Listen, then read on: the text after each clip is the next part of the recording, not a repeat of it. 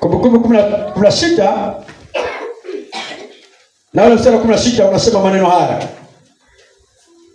Anasema mara 3 kwa mwaka na watoke wanaume wako wote mbele za Bwana Mungu wako mahali atakapochagua, katika siku ya mikate isiyotiwa chachu, na katika sikukuu ya majuma, na katika sikukuu ya vibanda. Wala wasitoke mbele za Bwana mikono mitupu. Kwa ziko siku 3 ambazo Bwana ameagiza kwa mwaka, sehemu atakayochagua watu waende. Halo? Halo? Halo? Sasa tuna sikukuu ya Pasaka na sikukuu ya vibanda na sikukuu ya mavuno au Pentekoste. Hizi ndizo sikukuu ambazo kwa mujibu wa maandiko Wayahudi ilikuwa na walazimu kwenda Yerusalemu. Haleluya. Ilikuwa na walazimu kwenda Yerusalemu. Kwa hiyo hata kama wako popote kule, ikifika majira haya inawalazimu kwenda Yerusalemu.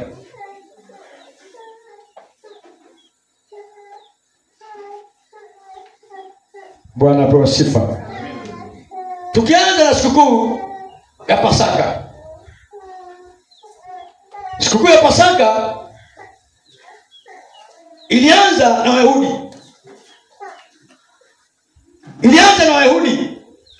Biblia inasema wakati wako utumwani Misri, Mungu akamwambia Musa, nitengee kila mzaliwa wa kwanza ni wa Bwana. Bwana Yesu apewe sifa. Haleluya. Kila mzaliwa wa kwanza alikuwa wa Bwana, ni mali ya Bwana kwa ajili ya kutumika madhabahuni mwa Bwana. Ukisoma Biblia akasema ikaja kumkomboa mzaliwa wa kwanza, kwa sababu mzaliwa wa kwanza alitakiwa na Bwana atolewe sadaka. Sasa kwa sababu sadaka Bwana hahitaji mtu, ikabidi kumkomboa mzaliwa wa kwanza. Lakini siku anatoka Misri, Bwana alimwambia Musa, nitapiga kila mzaliwa wa kwanza wa Misri, lakini kwa habari ya mzaliwa wa kwanza wa Israeli, utachinja mwana kondoo, utapaka damu yake juu ya mima nini? Ya milango, ili kumponya mzaliwa wa kwanza. Maana kila mzaliwa wa kwanza alikuwa mali ya Bwana. Bwana apewe sifa. Kwa hiyo tukaiona hiyo. Tulipofika katika kitabu cha Hesabu, Bwana akabadilisha taratibu. Kitabu cha Hesabu, Bwana akamwambia Musa, nitengee Walawi. Hao ndio watakuwa mzaliwa wa kwanza, watakaotumika hemani mwangu. Kwa Musa akafanya zoezi la kuhesabu Walawi. Biblia inasema Walawi waliopatikana hesabu yao ilikuwa ni 2000. Mungu akamwambia hesabu mzaliwa wa kwanza. Mzaliwa wa kwanza wakapatikana 2200 na kitu. Mungu akamwambia Musa, hao waliozidi wakomboe. Kwa wakakomboa wakawa sawa. Kwa Mungu akaachana na biashara ya mzaliwa wa kwanza, akaja kwa Walawi. Kwa ile somo la mzaliwa wa kwanza liliishia katika kitabu gani? Cha Hesabu. Kitabu cha Hesabu tunaona Walawi wanaanza kazi. Tunaona huduma ya kikuhani. Katika huduma ya kikuhani, Walawi kama kuhani. Tukatembea na Walawi. Ikafika kipindi cha Yesu Kristo. Yesu akazaliwa, akaishi duniani. Siku ya Pasaka, katika siku ya Pasaka, Yesu akafa. Haleluya. Yesu akatolewa. Wakasema wakaongea wenyewe wakasema ni desturi kila kipindi hiki tutoe mtu mmoja kufa kwa ajili ya watu. Wakamtoa Yesu. Kumbuka Yesu anakufa kama sadaka, anatolewa kama mzaliwa wa kwanza, lakini sio kabila la Lawi. Anapewa sifa. Yesu anatokea katika kabila la Yuda. Kwa hiyo tunaona sasa tabia au desturi za ukuhani zikihama. Ukuhani unatoka Lawi unaenda wapi? Yuda. Yesu anakufa. Yesu anakufa. Tunamwona kama kuhani, Yesu anakufa. Kwa hiyo tunamwona Yesu akifa, desturi zikibadilika. Halo? Desturi zikibadilika, tunamwona Yesu anakufa, pazia la hekalu linachanika, kuonyesha kwamba ukuhani wa Yesu sio tena wa pale mahali pa kukutania tena. Haleluya. Ukuhani umebadilika. Tunaona sasa desturi inabadilika. Kuhani Yesu, sio Lawi tena. Bwana apewe sifa. Bwana apewe sifa. Kuhani ni mwingine, ni Yesu. Tunaona pazia linachanika, desturi zinabadilika, sheria zinabadilika. Na ndio maana Yesu akamwambia mwanamke Msamaria, nyinyi mnaabudu katika mlima huu, si ndio? Lakini saa inafanya nini? Ambayo waabudu halisi watamwabudu Baba katika roho na kweli. Kwa nini? Kwa sababu staili imebadilika. Sawa? Maisha yana change. Tunamwona Yesu. Yohana anasema, tazama mwana kondoo wa Mungu achukue dhambi za ulimwengu. Hasa tunamwona Yesu anatolewa kwa ajili ya dhambi za ulimwengu. Haleluya. Haleluya. Haleluya. Hiyo ndio ilikuwa Pasaka. Tukaja tukaona kuna sikukuu nyingine inaitwa sikukuu ya vibanda. Hao na Israeli waliishi jangwani. Kwa hiyo ndio wakumbuke, kwa sababu walikaa jangwani miaka 40 wakitangatanga kwenye mahema. Kwa hiyo wanakumbushwa kwa habari ya kujifunza. Walikuwa wanajifunza, kujifunza. Bwana apewe sifa. Tunaona hapo. Tunaona siku ya 3 ya Shavuot au ya mavuno.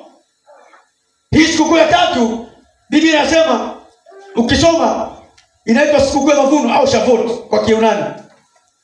Kwa Kiebrania. Ni siku ambayo wana wa Israeli wanapewa maelekezo ya kwamba kwa siku 7, kwa siku 50, tangia siku ambayo mundu imewekwa kwenye nini? Kwenye mazao. Wahesabu majuma 7 ambayo ni siku 49. Ile siku ya 50 inakuwa ni kilele cha sikukuu ya mavuno. Bwana apewe sifa. Amen. Bwana apewe sifa. Kwa wana wa Israeli walishika hizo sikukuu. Ilikuwa kila mavuno wanapoanza kukakutia mundu kwenye mavuno yao, wanahesabu siku 50. Ile siku ya 50 ni siku ya kilele cha mavuno. Haleluya. Haleluya. Kwa Pentekoste ni sikukuu ya mavuno. Halo? Ni sikukuu ya nini? Ya mavuno. Sasa tukisoma Biblia, ukisoma kitabu cha Mathayo sura ya 9 mstari wa 35 mpaka 38, utamwona Yesu anazungumza na wanafunzi wake. Yesu anasema maneno yafuatayo. Yesu anasema maneno yafuatayo. Mathayo sura ya 9:35. Mathayo 9:35 anasema maneno haya.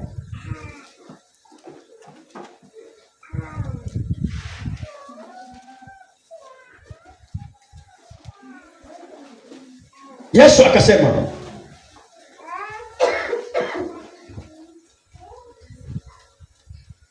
Yesu alikuwa akizunguka katika miji yote na vijiji, akifundisha katika masinagogi yao na kuhubiri habari njema ya ufalme na kuponya magonjwa yote na udhaifu wa kila aina. Na aliwaona makutano, alihurumia, kwa sababu walikuwa wamechoka na kutawanyika kama kondoo wasio na mchungaji. Ndipo alipowaambia wanafunzi wake, mavuno lakini watenda kazi ni wachache. Mstari wa 38, basi mwombeni Bwana wa mavuno apeleke, haleluya, apeleke katika mavuno yake. Kwa Yesu akaona watu alipokuwa anazunguka kuhubiri, kila alipokuwa akienda aliona watu wakifuata, na walipokuwa akikutana nao, wengine aliwaponya, wengine walifungua, lakini bado umati ulikuwa ni mkubwa, na mtu alikuwa anategemea ni peke yake. Alikuwa peke yake na hana msaada wa kumsaidia. Akaona watu walivyotawanyika, akaambia wanafunzi, angalieni, mavuno tayari.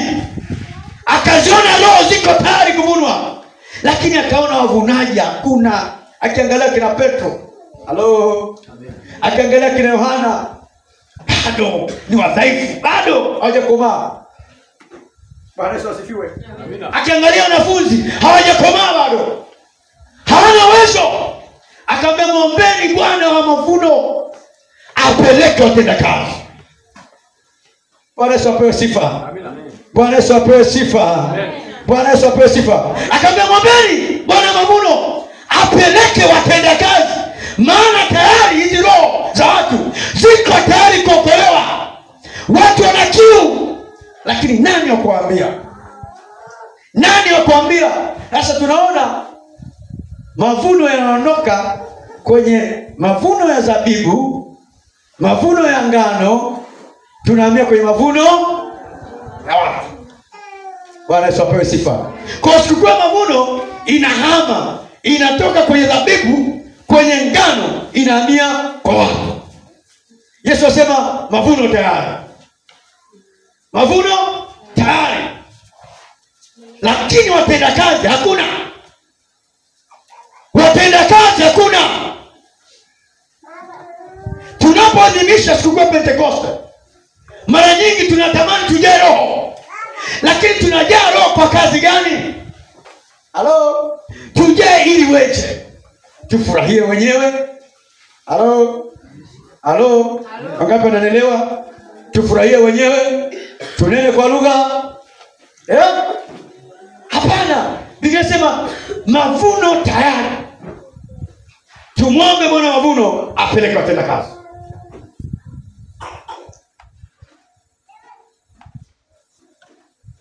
Wakati Yesu anaongea na wanafunzi wake, hawakumuelewa. Na ilikuwa ni ngumu kumuelewa. Haleluya. Ilikuwa ni ngumu kumuelewa. Na hata tunaposema haya mambo ni magumu kuelewa, lakini natamani leo tuelewe. Tulipookolewa, hatukuokolewa sisi na familia zetu tuenjoy peke yetu. Tulipookolewa, hatukuokolewa sisi tuje hapa tupashe viti moto na wengine kulala wanalala kabisa, tuje hapa tulale. Tumeokolewa kwa kusudi tuzae matunda. Haleluya. Bwana apewe sifa. Tumeokolewa tuzae matunda, na matunda yetu yakae kama ni. Bwana apewe sifa. Haleluya. Bwana Yesu asifiwe. Yesu akasema mavuno tayari. Shamba kiliangalia, ukiangalia mimea unaweza kaona mbona iko hivi? Aisha, watu wako tayari kwa ajili ya kuokoka. Halo. Bwana Yesu asifiwe. Bwana Yesu asifiwe. Bwana Yesu asifiwe. Watu wako tayari kwa ajili ya kuokoka. Kuna watu wamepigika, kuna watu wameteswa, kuna watu wanateswa, kuna watu hawana afya, kuna watu wana misiba. Sisi ndio kuambia ukweli huo, nini cha kufanya? Bwana Yesu napewe sifa. Amen. Kanisa, Bwana Yesu napewe sifa. Amen. Kuna watu wanapita kwenye changamoto. Kuna watu ikiingia jioni, usiku, wanafikiria watalalaje.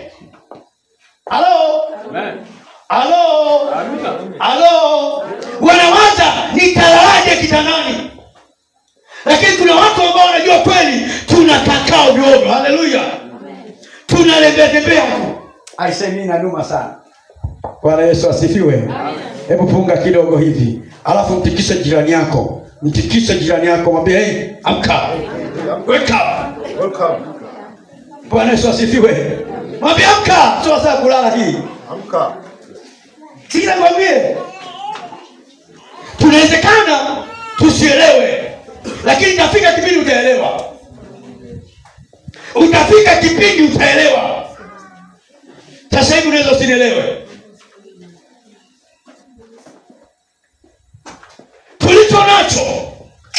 Tulicho nacho. Halo.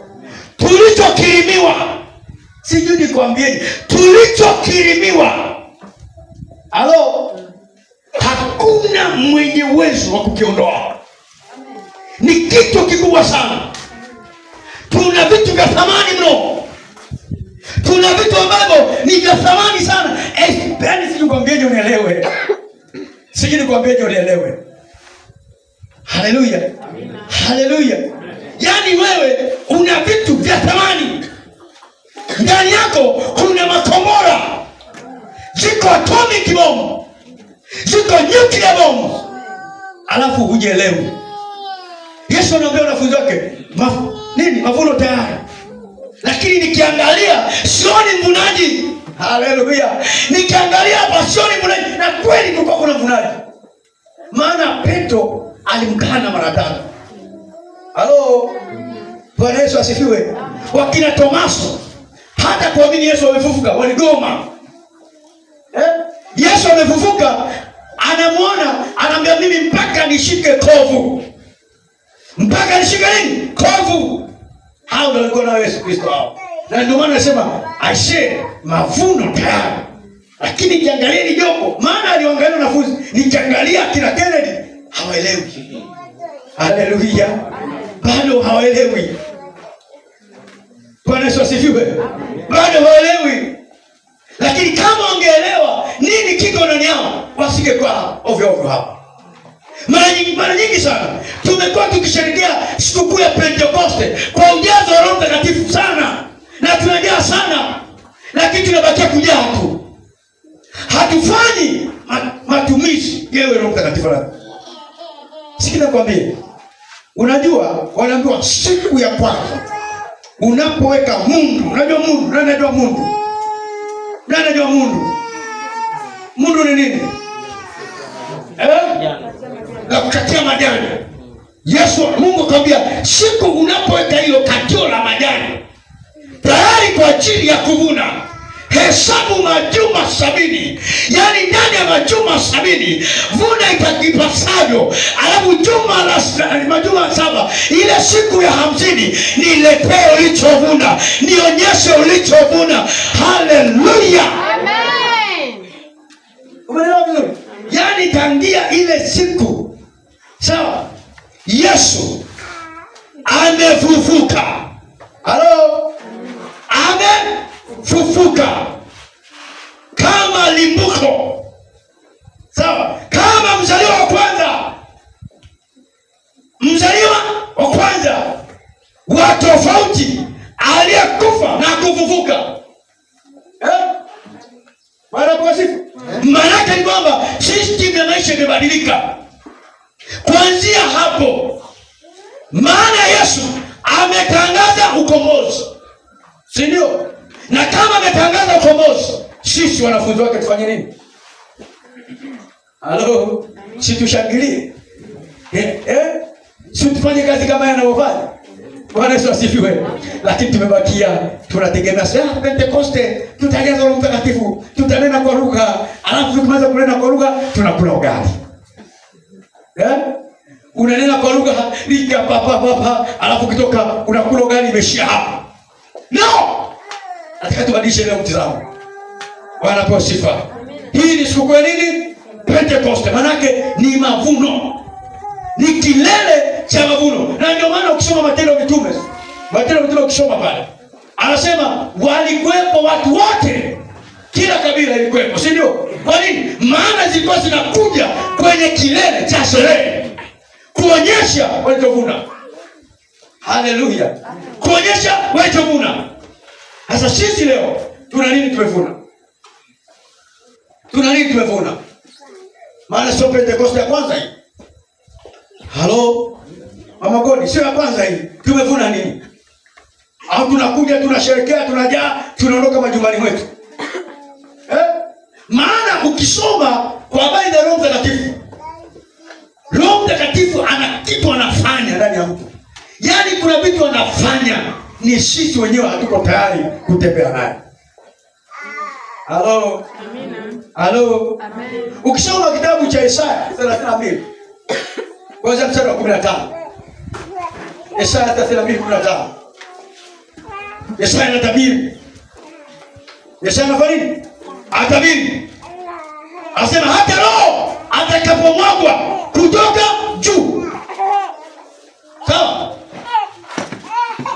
Hata Roho atakapomwagwa kutoka juu. Anatabiri. Anasema jangwa litageuzwa kwa nini? Shamba lizaalo. Maana ni nini?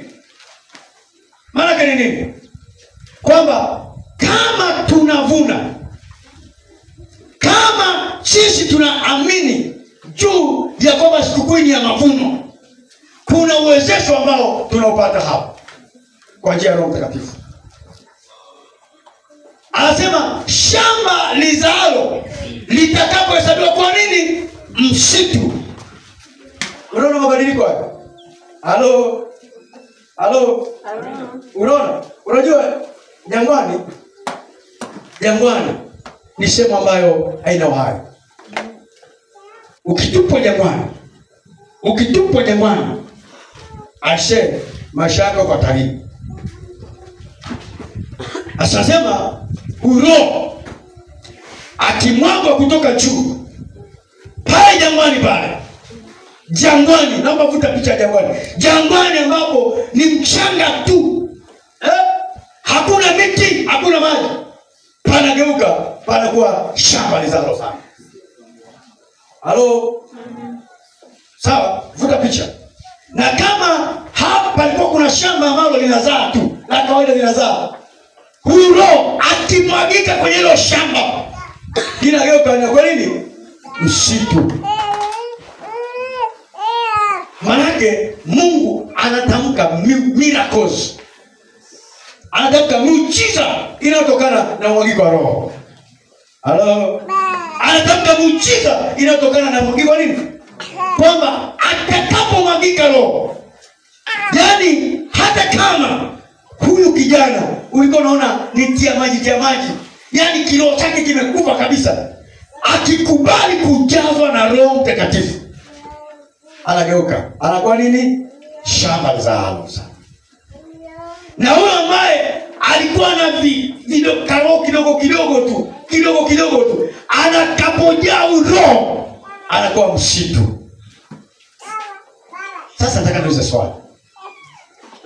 Watu wa Mungu, nauliza swali. Halo? Hivi Roho Mtakatifu tumejazwa tujajazwa? Jibu mwenyewe, tumejazwa tujajazwa?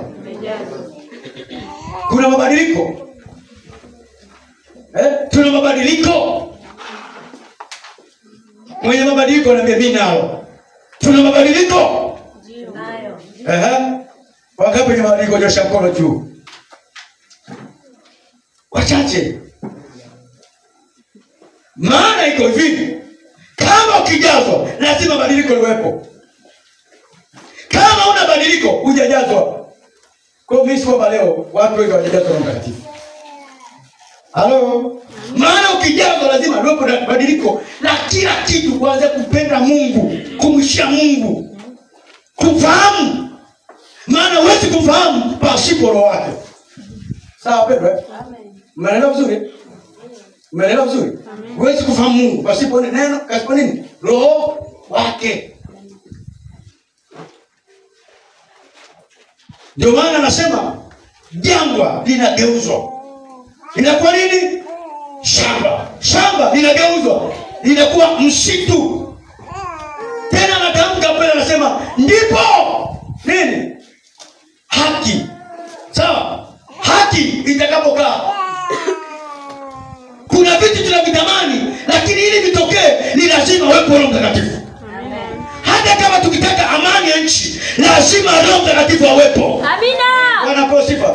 Tukitaka amani ya ndoa, amani ya familia, amani ya ukoo, lazima Roho Mtakatifu aingie ndani ya ukoo. Haleluya. Amen. Hawezi kuona amani na utulivu pasipo kuwepo na Roho Mtakatifu. Halo? Amen. Halo? Hebu nisomee mchungaji mstari wa 16 na 17. Kwanza 16 na 17. Isaya 32.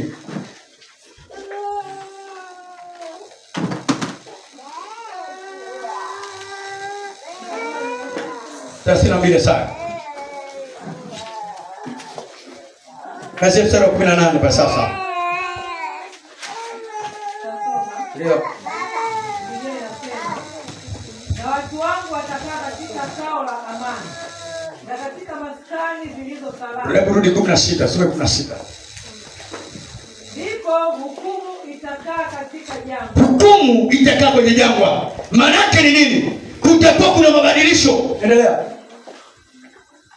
Na haki itakaa katika shamba lizaalo. Yes. Ina maana zile hukumu ambazo zilikuwepo zinahama, zinaenda jangwani.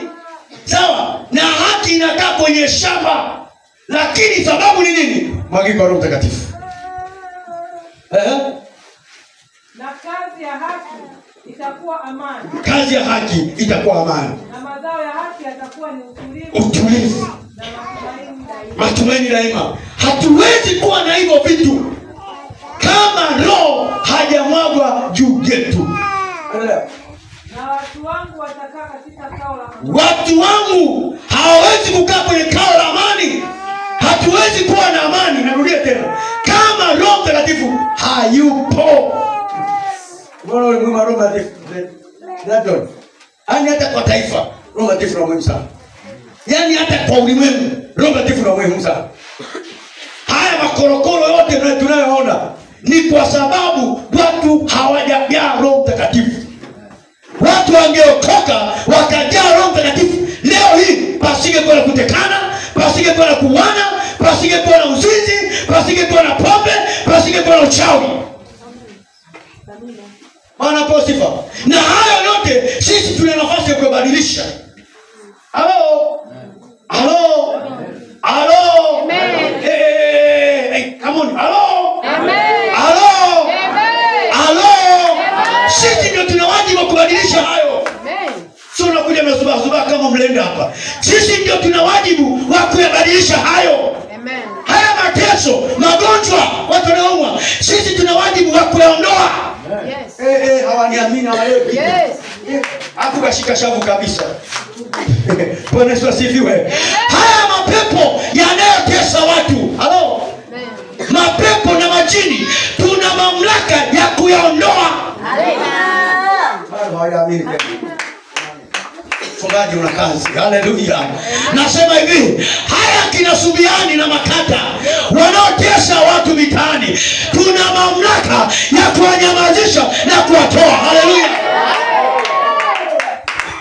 Kwa nini? Sisi tunataka watu wawe na amani.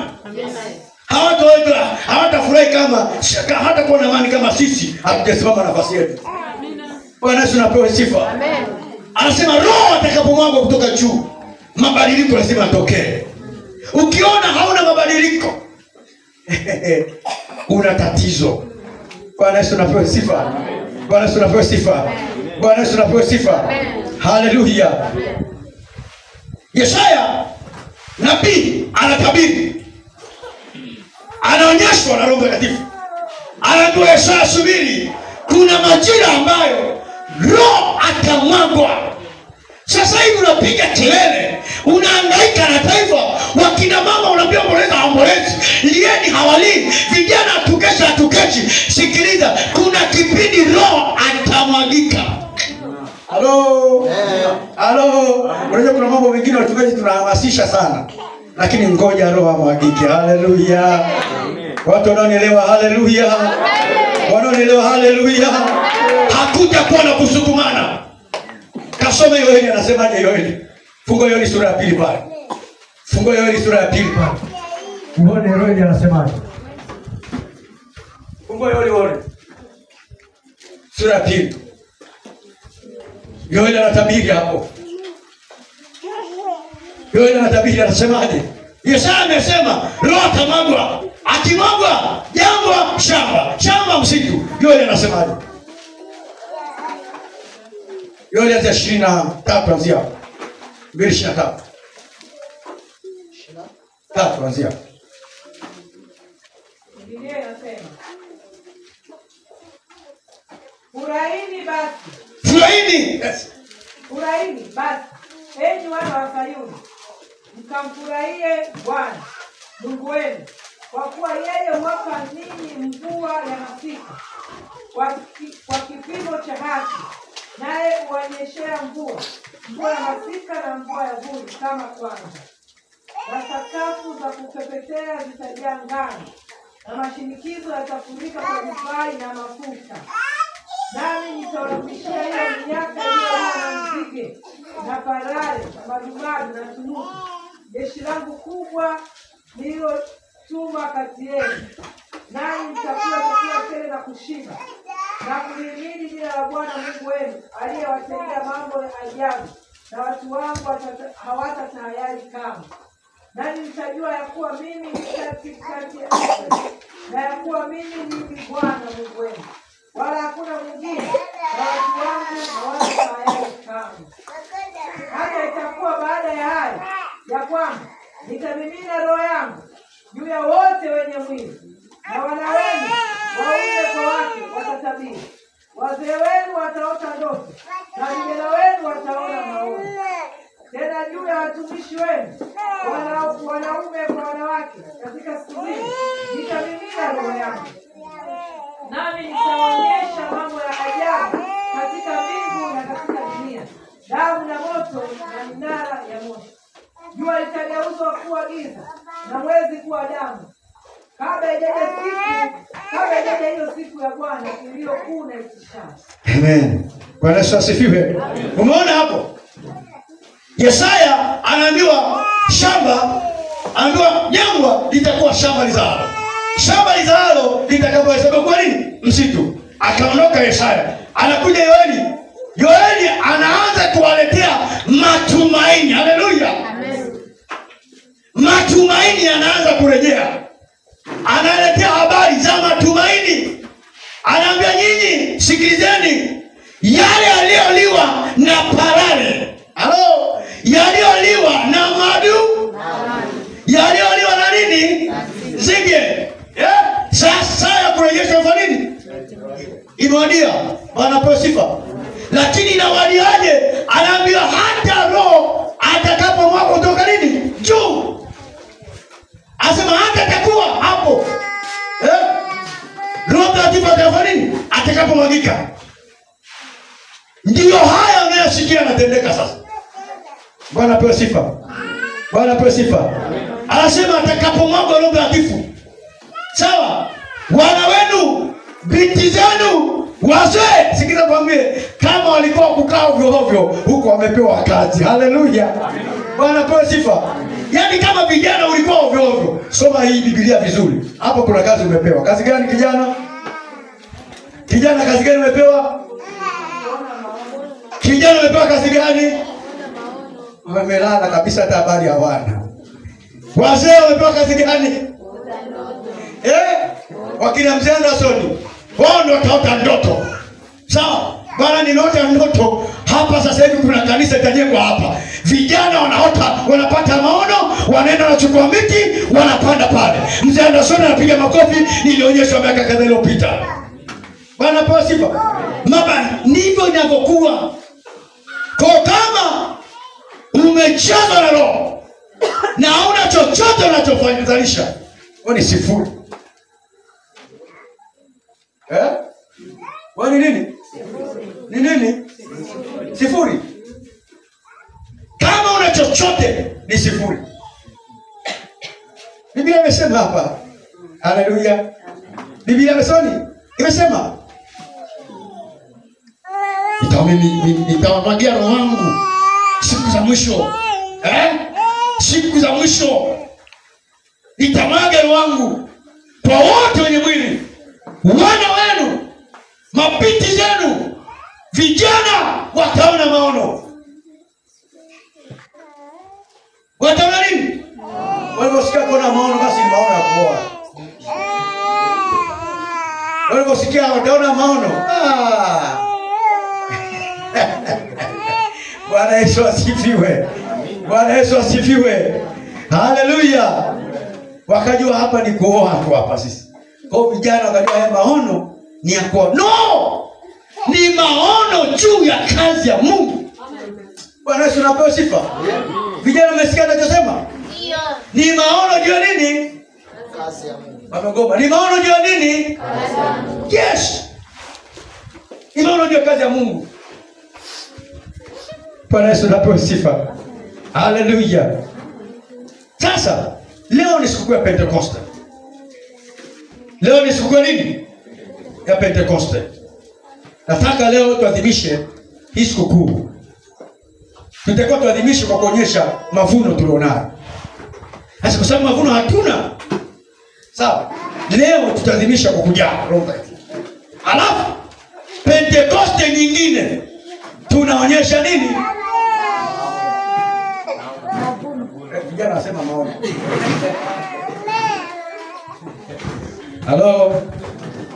Pentekoste nyingine tunaonyesha nini? Maono. Tuelewane vizuri.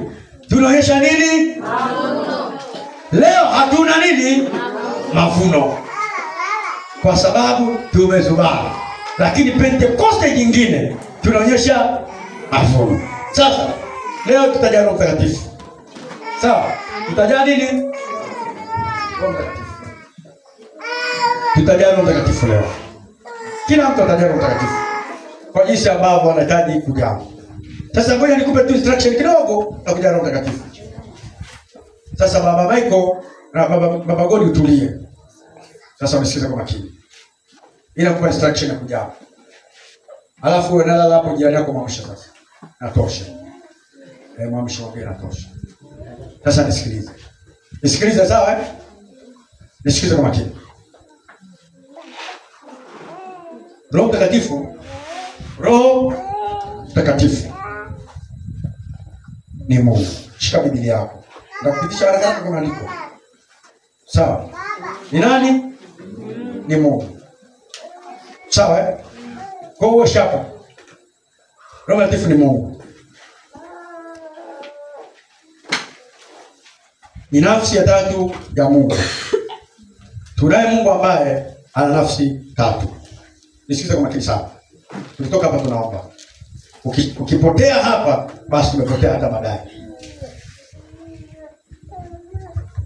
Tuna Mungu ambaye ana nafsi tatu. Baba, Mwana na Roho Mtakatifu. Tukipata neema ya kurudia, tutafundisha kuhusu utatu. Nishafundisha, nitafundisha tena tukipata neema kama kuna kwa watu wanahitaji kujua. Sasa huyu Mungu wetu ambaye ana nafsi tatu. Tunataka tuzungumzie Mungu Roho Mtakatifu. Mungu Roho Mtakatifu. Nimesema Mungu wetu ana nafsi tatu. Nikufundisha vizuri kabisa. Kwa sababu kuna watu wanasema Mungu ana nafsi tatu, Mungu si nini? Tunaposema Mungu Baba, Mungu Mwana na Mungu Roho Mtakatifu, simaanishi kwamba tunaposema Yesu ni Mungu Mwana ni kwamba alizaliwa yaani Mungu Mwana alizaliwa na Mungu hivi. Kama nasoma kumzaa huyu. No. Yesu Kristo hakuzaliwa. Mwenendo vizuri. Yesu Kristo afadhili hakuzaliwa. Ni Mungu hakuzaliwa. Sawa? Ila mwana ni sisi tulimwita kama mwana wa Mungu. Yohana 1. Ukisoma Yohana 1 mstari wa 18. Wanadamu waliona utukufu. Sawa? Wa Mungu. Sawa? Ni sisi tuwabatiza kwa mwana wa Mungu. Soma Yohana 1:18 tena. Lakini Yesu ana level sawa na baba yake, level sawa na Roho Mtakatifu. Wote ni level hii. All are equal. All are equal. Sifa zao sawa. Yesu ni milele, Roho Mtakatifu wa milele, Mungu Baba ni nini? Wa milele. Sawa? Wote nini? Wa milele.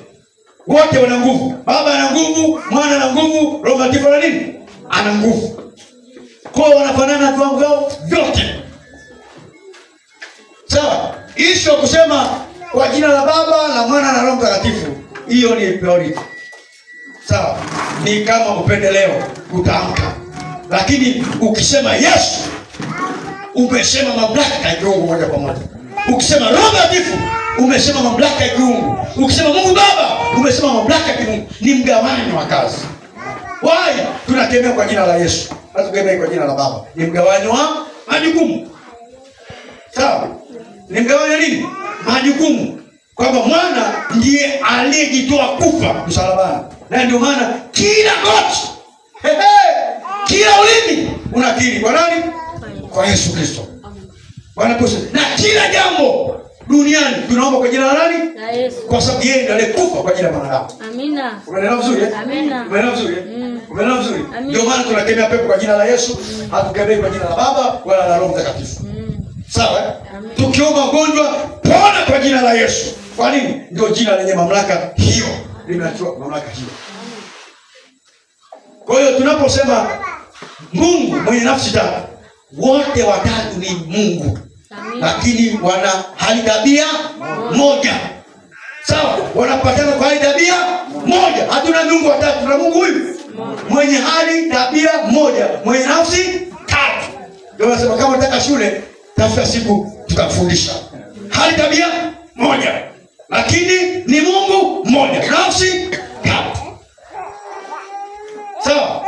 Umeelewa vizuri? Hali tabia hii, Baba akisema no, Mwana amesema no, Roho amesema No. Umeelewa vizuri? Baba akisema yes, Mwana anasema Yes. Roho anasema Yes. hali tabia moja. Na hakuna anayenena kwa shauri lake mwenyewe. Kila mmoja anachukua kwa mwenzake. Kwa nini? Kitu sawa, tumepata vizuri. Kwa leo tunamzungumzia Roho Mtakatifu ambaye ni Mungu kamili. Basi singepiga makofi kwa Roho Mtakatifu basi. Kuna watu wako mpaka wajue semina hiyo. Bwana Yesu asifiwe. Sasa Roho Mtakatifu ni nani? Tumeona Roho Mtakatifu ni Mungu. Sawa? Ni nani? Ni Mungu. Sawa? Ni Mungu ambaye anakuja anakaa ndani yako. Sawa? Ukisoma kitabu cha Yohana, ule mchungaji utabidi uwe sharp. Sura ya 14 kitabu cha Yohana. Sura ya 14 kitabu cha Yohana na mstari wa 15 nisomee. Haraka. Ndiye anasema, mkinipenda mtazishika amri zangu. Nami nitamwomba Baba, naye atawapa msaidizi mwingine ili akae nanyi hata milele. Haya. Yesu anasema mkinipenda mtazishika amri nami nitamwomba Baba atawapa msaidizi mwingine. Sawa? Mkae naye hata nini? Kwa hiyo huyu Roho wa Mungu ambaye ni Mungu anapokuja kwako anakaa na wewe milele. Hapa sasa ndio panapofikisha sehemu hata kama nipo wapi, niko na nani? Niko na nani? Na Mungu. Maana anakaa na mimi milele, hatuachani. Akiingia labda ufanye dhambi, lakini anakaa na wewe. Huyo ndio Mungu. Yesu anasema nitamwomba Baba atawapa msaidizi mwingine. Kwa nini? Yesu alikuwa msaidizi. Alikuwa msaidizi kwetu sisi. Msaidizi kwa wanafunzi. Sawa? Hawa watu 5,000 tunajifunza asubuhi, anawalisha nani? Yes. Si ndio? Asingekuwa Yesu wangekula watu 5,000 mikate. Lakini Yesu ndio alifanya nini? Aliwapa. Kwa hiyo sasa anaondoka. Hawa wanadamu wanahitaji msaidizi mwingine, ndiye Roho Mtakatifu. Hasa anaposema msaidizi mwingine, jamani, neno nini? Neno mwingine. Sema mwingine.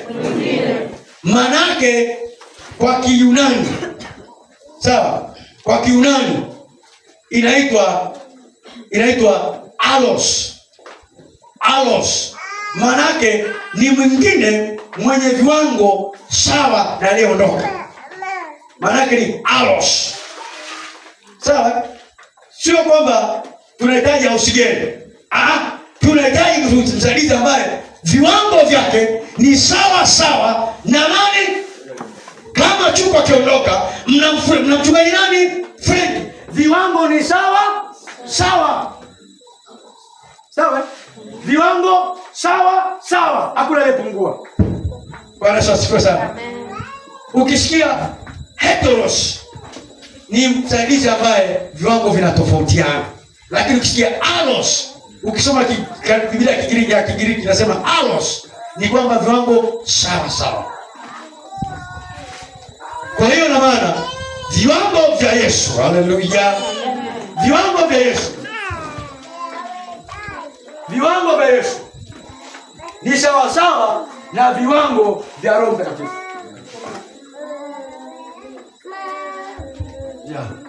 Mama siku utoke hapo, leo unafanya. Wewe. Yosheba. Sina sauti. Nini? Beti mkate. Beti mnazo. Zipo.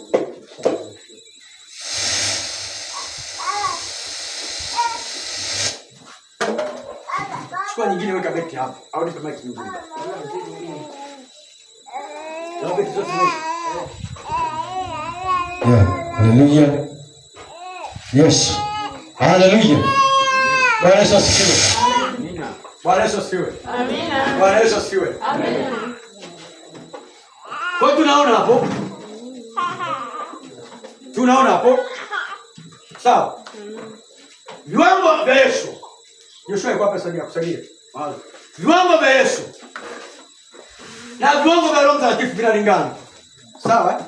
Vinalingana. Kwa hiyo anakuja mtu ambaye viwango vinalingana. Tunampokeaje sasa? Mtu anakuaje sasa? Anapokuja inakuaje kwetu sisi? Sasa ili tumpokee inatupasa kuokoka. Inatupasa nini?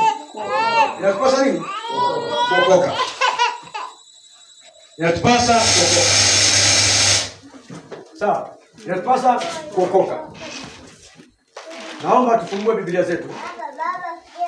Matendo ya Mitume sura ile ya 2 mstari wa 19 au 39. Soma.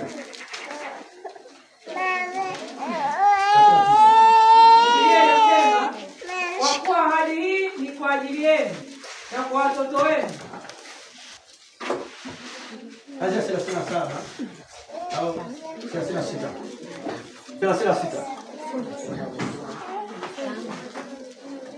Basi nyumba yote ya Israeli na wajue yakini ya kwamba Mungu amemfanya Yesu huyo aliyemsulubisha kuwa Bwana na Kristo.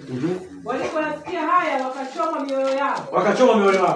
Wakamwambia Petro na mitume wengine, tutendeje ndugu zetu? Sikiliza kwa makini Petro akawaambia, tubuni. Mkabatizwe kwa kila mmoja kwa jina lake Yesu. Mkabatizwe. Cha kwanza ni kutubu. Halo? Amina. Cha kwanza ni kutubu. Tubuni. Mkabatizwe kila mmoja kwa jina la nani? La Yesu. La Yesu. Hiyo maiki nyingine mwenzake nao yeke beti nyingine. Hiyo beti yangu iko vizuri. Mpate ondoleo la dhambi zenu. Nanyi mtapokea kipawa cha Roho Mtakatifu. Bwana Yesu asifiwe sana. Kwa hiyo ili upokee Mungu aingie ndani yako. Halo? Amina. Unahitaji kuokoka. Cha kwanza unahitaji kuokoka. Ni kutubu. Cha kwanza unahitaji nini? Kutubu. Sawa. Cha pili unahitaji kuamini. Sawa? Cha pili unahitaji nini? Kuamini. Ifungue Galatia sura ya 3 mstari wa 14. Galatia 3:14. Ili kwamba baraka ya Ibrahimu iwafikirie mataifa katika Kristo Yesu. Iwafikirie mataifa katika Kristo. Tupate kupokea ahadi ya Roho kwa njia ya imani. Tupate kupokea ahadi ya Roho kwa njia ya imani. Zile baraka za Ibrahimu ambazo Mungu alibariki nazo, moja wapo iko imani. Utajiri, uimara kiroho tunaupokea kwa njia ya imani. Bwana sifa. Kwa Roho Mtakatifu tunapokea kwa njia ya imani. Imani ni nini? Ibrania 11:1. Ibrania 11:1. Ibrania 11:1.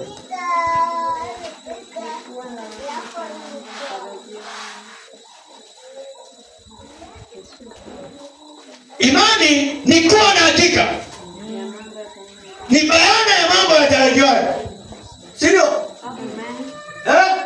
Kuwa na hakika. Ibrania 11:1. Jambo la kuwa na hakika, hiyo ni imani. Halo, niseme kwa kini sasa. Halo, nyosha mkono na kitu gani kwanza? Punga na hii. Cha kwanza unatakiwa kuwa na hakika ya kwamba leo unajaa Roho Mtakatifu. Amina. Halo. Unatakiwa uwe na hakika kwamba unajaa nini? Punga namna hii. Uwe na nini na hakika unajaa nini? Roho Mtakatifu. Ndio utajaa. Kama unakuja bila hakika, hujai. Ibrania sura 11:6 nisomee. Ibrania 11:6 soma. Lakini pasipo na imani haiwezekani kupendeza.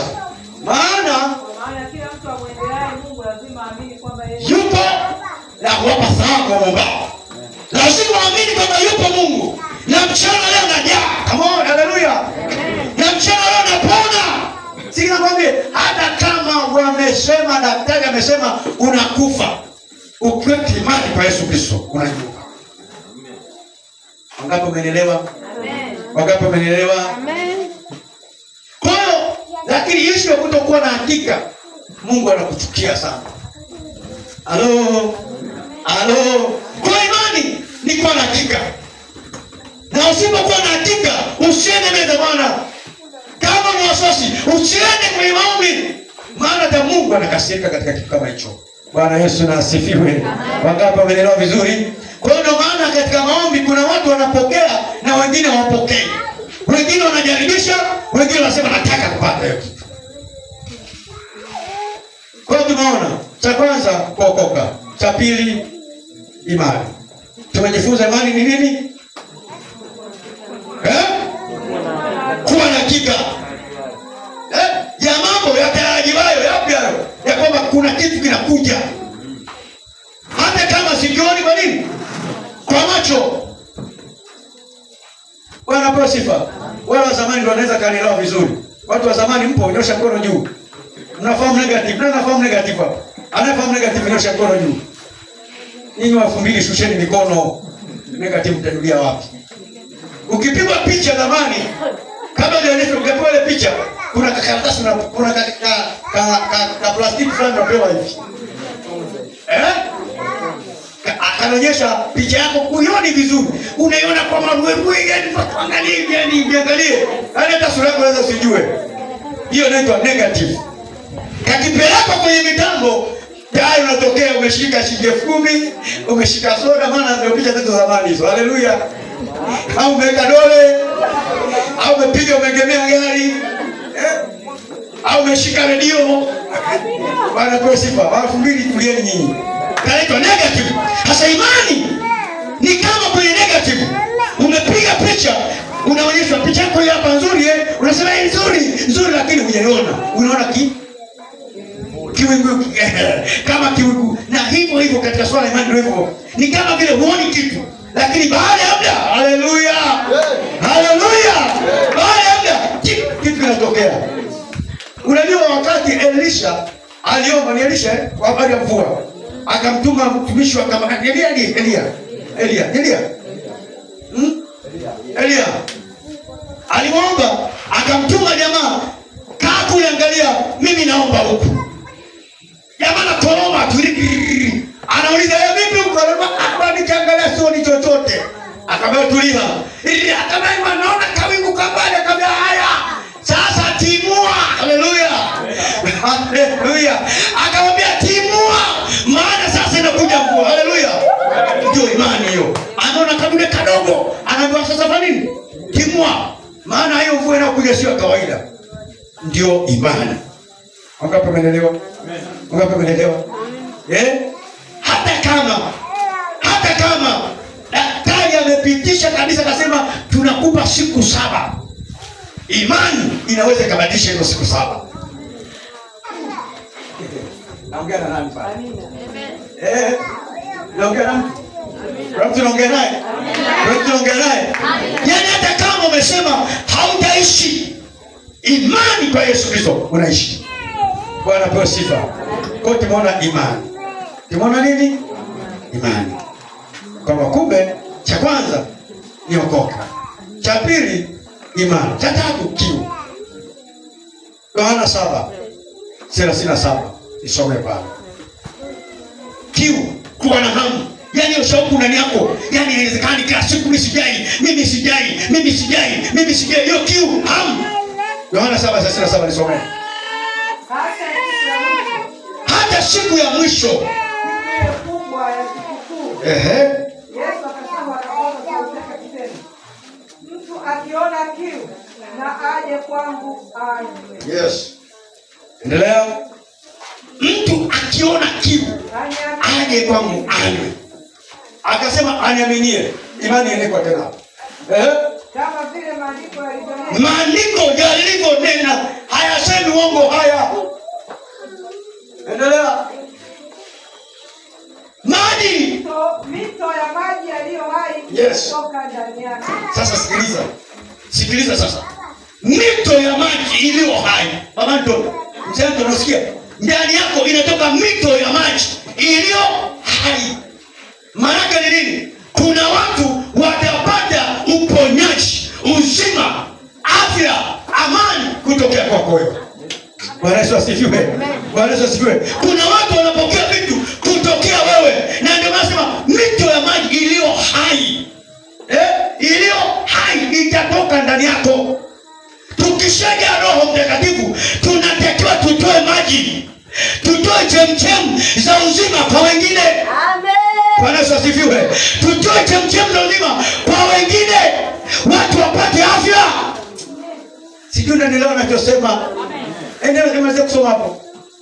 Na neno hili alisema katika habari ya Roho ambaye wale wamwaminia watampokea baadaye. Kwa maana Roho alikuwa hajaja. Kwa sababu Yesu alikuwa hajatukuzwa. Kwamba ilikuwa lazima Yesu atukuzwe.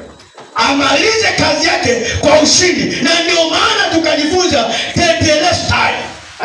Kwamba amemaliza kwa ustadi mkubwa, kwa nguvu kubwa, kwa mabadiliko makubwa, kwa kubadilisha mifumo, ameondoka. Haleluya. Kwa hiyo Roho Mtakatifu anakuja na anakuta kazi imeshapigwa na anapiga kazi na wewe. Haleluya. Wangapi wako tayari kupiga kazi na Roho Mtakatifu? Wangapi wako tayari kupiga kazi na Roho Mtakatifu? Yes.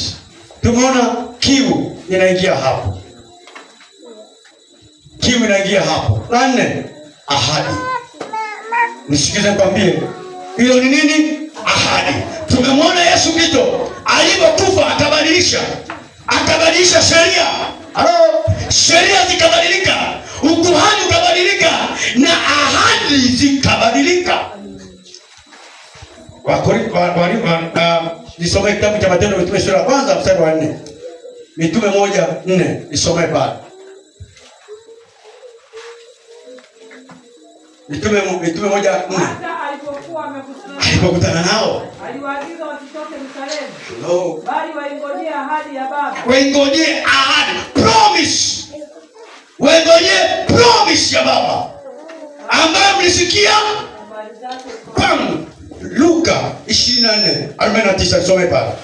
Mlisikia habari zake kwangu. Subirini hizo promise. Sawa, subirini hiyo ahadi ndio muondoke hapa. Tayari mmebeba mafurushi ya ahadi. 24 Luka 49 some.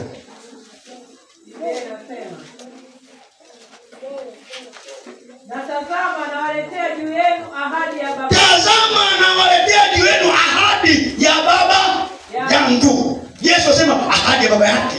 Lakini kaeni humu mjini. Tulieni hapa. Hata mviko uwezo. Hata mviko uwezo tukao juu. Haleluya. Haleluya. Yaani mpaka nasikia na haleluya. Mpaka mviko uwezo kwa nini? Tukao juu. Mpaka mviko uwezo ahadi. ahadi sasa hivi ni Roho Mtakatifu. Ukitaka utajiri, pokea Roho Mtakatifu. Haleluya. Haleluya. Unataka mke, pokea Roho Mtakatifu. Unataka uponyaji, pokea Roho Mtakatifu. Unataka mtaani kwako uwe na mamlaka, pokea Roho Mtakatifu. Unataka walete watu kwa Yesu, pokea Roho Mtakatifu. Amen. Bwana Yesu asifiwe. Unataka wale wakutesa tesa kukufanya ngoma usiku wa kuheshimu, pokea Roho Mtakatifu. Bwana Yesu asifiwe. Ndio biashara imeisha tu hapo, pokea Roho Mtakatifu. Bwana pewe sifa. Bwana pewe sifa. Bwana pewe sifa. Bwana pewe sifa. Matendo ya Mitume sura ya 1 mstari wa 8 asemaje? Tumalizane hapo. Leo tukakepe mambo haraka haraka. Lakini mtapokea nguvu akisha kuajilia juu yenu Roho Mtakatifu. Nisikilize, hauwezi kuwa na nguvu. Halo. Hey, hauwezi kuwa na nguvu za Mungu kama hujajaa Roho Mtakatifu. Halo. Tunasikilana kwa nyuma? Noela, tunasikilana huko? Hauwezi kuwa na nguvu za Mungu nje ya Roho Mtakatifu. Goli tulia pale. Huwezi kuwa na nguvu za Mungu nje ya Roho Mtakatifu. Ndio maana nasema mtapokea nguvu akisha kwa ajili ya nani? Roho Mtakatifu. Roho Mtakatifu sio nguvu. Sawa? Sio nini? Nguvu. Ila anapokuja unapokea nguvu. Sawa? Maana watu wafikiri Roho Mtakatifu sio nguvu. Roho Mtakatifu ni Mungu. Anapokuja sasa, anakuja na package lake lote la kiwepo la nguvu. Come on. Anapewa sifa. Amen. Hapo umeelewa hapo? Umeelewa? Kwa hiyo kuna mtu ana nguvu za Mungu. Pepo majini hamtishi, vinamkera hamtishi, wachawi wanamkimbia, ni kwa sababu ndani iko Roho Mtakatifu. Na kama kuna mtu wa kutamba naye duniani ni Roho Mtakatifu. Haleluya. Kama kuna sehemu ya kutambia ni kujaa Roho, tamba utambavyo. Nikwambie kama utambavyo kama una Roho. Kama una Roho Mtakatifu usitambe. Bwana Yesu asifiwe. Wangapi wamenielewa? Wangapi wamenielewa? Tunatamba kama tunajaa Roho Mtakatifu. Hii ndio inatofautisha kati ya Pentekoste na dini zingine zote duniani. Misimamo, mawazo, utembeaji na utendaji. Haleluya. Roho Mtakatifu inatofautisha. Tukiondoa Roho Mtakatifu hapa, tukiondoa Roho Mtakatifu hapa, huyu ni Mkuria, huyu Mzanaki, huyu Msandawi, huyu Mpare, huyu Mngoni, tutararuana tu. Lakini akiwepo wote tunakuwa na tabia moja. Haleluya. Wote kitu kimoja. Kwa sababu gani? Tumekunywa Roho mmoja, tumeshiba Roho mmoja. Kama na leo mpigie Yesu makofi. Ndio maana hatuna kamati ya kusuluhisha ndani ya kanisa la Kipentekoste. Hatunaga kamati ya kusuluhisha hapa. Tuna kamati ya masuluhisho.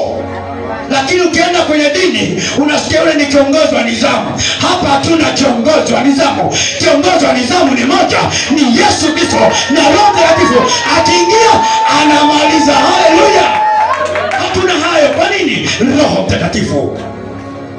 Unamchukua mdigo unamweka, msambaa unamweka, mkuja unamweka, na wote wanapiga pambio. Haleluya. Oh, haleluya. Wote tunapiga pambio moja na tunaelewana. Hiyo ndio inatofautisha kati ya Upentekoste na dini zingine. Sawa? Upentekoste na dini zingine. Haleluya. Hapo ndio tofauti ilipo. Sawa? Hapo ndipo tofauti ilipo. Yaani mtu anajua mimi naenda mbinguni, na akili zake ana focus mbinguni. Lakini kile kwa dini zingine sasa hivi watu wakiingia makanisani anaangalia kuna binti gani kaingia hapa mgeni. Vijana wanafaa kugombania. Ukijaa Roho Mtakatifu kama one. Oh, haleluya. Ukijaa Roho unatamani na binti na Roho, mpige pambio, mlete watu wengi kwa Yesu, alafu mkutane wapi? Mkutane wapi? Haleluya. Kama umeelewa, piga makofi mengi kwa Yesu. Je, walijaa? Tuliza, walijaa? Matendo ya Mitume sura ya 2 mstari wa 4. Nisome. Je, walijaa? Maana inaitwa ahadi Sitaki kukata juu. Kuna wengine hapa hawajai kujifunza Biblia, wengine walikuwa Waislamu, wengine sijui kabisa na hamjui Biblia. Sasa nataka twende tatu kabla tujaomba. Je, walijaa? Soma 2:4. Matendo. Wakajazwa Roho Mtakatifu. Wakaanza kusema kwa lugha nyingine kama Roho alivyowajalia kutamka. Wakajazwa na Roho Mtakatifu. Watu 120 waliomsubiri Yesu. Haleluya. Wakajazwa na Roho Mtakatifu. Wakafanyaje? Wote wakajazwa, wakaanza kusema kwa lugha nyingine. Wakaanza kusema kwa lugha nyingine. Sasa tulia. Kuna watu hapa walilitohoa ile andiko. Na mimi sikupata shida haraka. Hii andiko safi sana. Wakasema kwa lugha nyingine. Vizuri. Lugha ya kwanza ambayo ilinenwa kwa mitume ilikuwa ni lugha za mataifa. Lugha za nani? Za mataifa. Na kwa nini?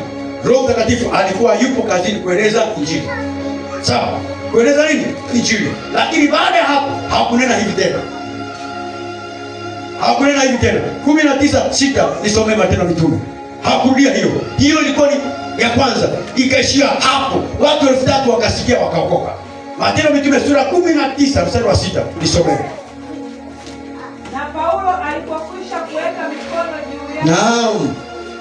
Roho Mtakatifu akaja juu yao. Wakaanza kunena kwa lugha na kutabiri. Wakaanza kunena kwa lugha na kuprofesai. Haleluya. Na kutabiri. Na kutabiria maisha yao. Na kutabiria uchumi wao. Na kutabiria ndoa zao. Haleluya. Amina.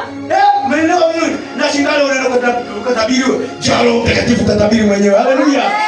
Soma Biblia. Wakatabiri wenyewe. Walitabiriwa hapo. Soma 10:44 Matendo ya Mitume. 10:44 utaona hapo. Wakatabiri wenyewe. Wakatabiria maisha yao.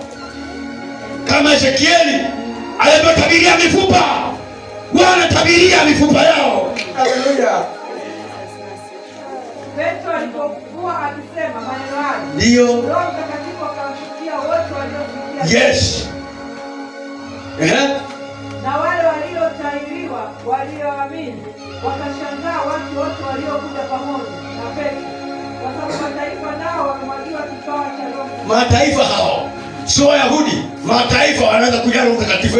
Kwa maana waliwasikia wakisema kwa lugha na kumwadhimisha Mungu. Mataifa sasa tumeachana Wayahudi, sasa ni mataifa. Bwana pewe sifa. Bwana pewe sifa.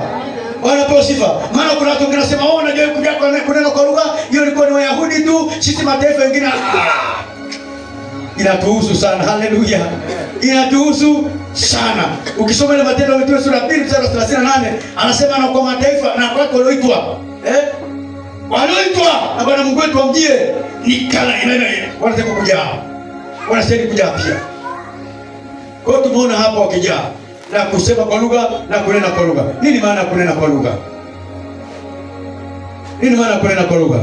Wakorintho wa kwanza 14:2 isome. Kila kitu kina majibu yake hapa. 14:2. Biblia inasema maana yeye anenaye kwa lugha asemi na watu bali husema na Mungu. Maana hakuna asikiaye lakini anena mambo ya siri katika roho yake. Kwa hiyo kunena kwa lugha, hakuna mwanadamu yoyote anayesikia. Jamani, mmesema vizuri? Amen. Hakuna mwanadamu yoyote anayesikia. Hebu soma na mstari wa 4 pale. Yeye anenaye kwa lugha ukijenga nafsi yake. Maana hicho kitendo cha kunena kwa lugha anajenga nafsi. Bali ya utubuye ujenga. Sawa. Kwa anajenga nafsi, ufahamu. Ile papa anajenga ufahamu wake juu ya Mungu. Ufahamu unajengwa juu ya kufahamu Mungu. Mstari wa 14 anasemaje? Maana nikiomba kwa lugha, hiyo kunena kwa lugha. Roho yangu huomba. Roho ndio inaomba. Lakini akili hizi hazina matunda, hazijui chochote. Kwa hiyo sio kasema unanena unasikia, wewe hata mwenyewe usikii. Ila roho yako inaomba. lakini matokeo akili zinajengwa. Haleluya. Wakati umenielewa hapo? Kwa hiyo ndio kunena kwa lugha. Kwa kama ukiona mtu ukitoka na kunena mbovu hajajengwa. Na ndio anasema Paulo anasema mimi nanena kwa lugha kuliko nyinyi nyote hapa. Na ndio maana Paulo ukisoma barua zake ameandika kwa mafunuo, revelation za hali juu sana kuliko mitume wengine wote. Mwenyewe anasema ukisoma barua za Paulo ameandika revelation, ndiye aliyetafsiri Injili. Sawa, vile vitabu 5 vya Injili aliyevitafsiri ni Paulo. Aliyeweka taratibu, aliyeweka rules au principle ni Paulo. Yesu alisema, lakini Paulo akanyosha. Maana vizuri? Hata kutenga Paulo ndiye ametufundisha. Yesu alisema, Paulo anaweka mstari, anaweka msingi, anaweka hapa ni hivi, anaweka taratibu. Kwa nini? Revelation. Unaenda kwa lugha. Kama ungeendelea usingepiga makofi basi. Kama tusimame, haya makofi ya kuchoka sana. Tusimame. Simama mara moja. Vitu vingi, muda ni mchache. Na dakika chache sana. Sogea mbele, rudisha viti vinyu haraka. Viti virudi nyuma haraka sana. Pastor Frank pita mbele. Namba praise team njoo mbele. Huyu atatu njoo mbele. Rudisha viti haraka sana, tukonda. Kimbia mbele. Wagonjwa wote njoo. Leta viti vyao, leta. Yesu anaenda kufanya kitu hapa. Chukua mic.